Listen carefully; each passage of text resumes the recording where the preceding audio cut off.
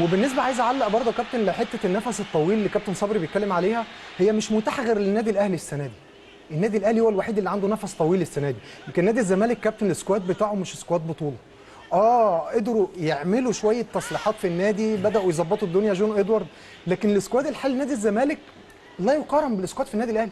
طب ما عندك كابتن النهارده حسين الشحات بيتصاب بينزل قفشه، قفشه حصل له حاجه هينزل طاهر عبد القادر. في حلول كتير يا كابتن، في حلول كتير. انت في نادي الزمالك ما عندكش حلول. نادي الزمالك ما عندكش حلول. ما عندكش حلول يعني يا دوب. ومع احترامي برضو يا كابتن في لعيبه مش على قدر نادي الزمالك موجوده في نادي الزمالك. يعني النهارده بنشوف التغييرات، انت لعيب محترف المفروض تنزل تصنع الفارق.